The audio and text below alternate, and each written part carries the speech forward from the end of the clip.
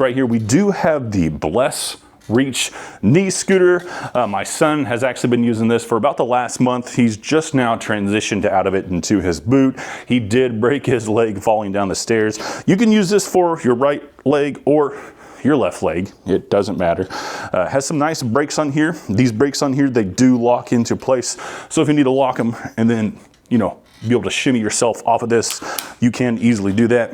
On here, this does adjust. So in case you're a shorty, like my son, or you're tall, not a problem. Just don't drop that like I did. And then you can raise and lower this. Let's see, this one here will be the highest height. And then once you set this, it's pretty much just set and forget. It's not too complicated to get that in and out of there.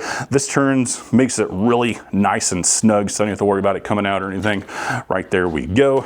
Up here up front, do have a nice little pouch, and my son actually used this a whole bunch over the last month. Put all types of stuff in there, wheeled around the house and stuff.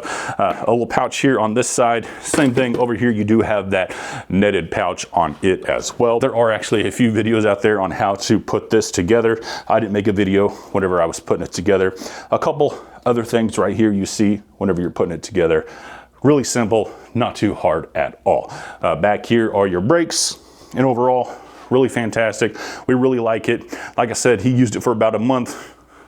I mean, if you have like a mobility issue like that, this thing stood up really easy, no issues at all over that entire time, and he wheeled around on it every single day during that time, so it got a good amount of use. So if you're looking for a nice little knee scooter, go ahead and check this one out right here from BlessReach.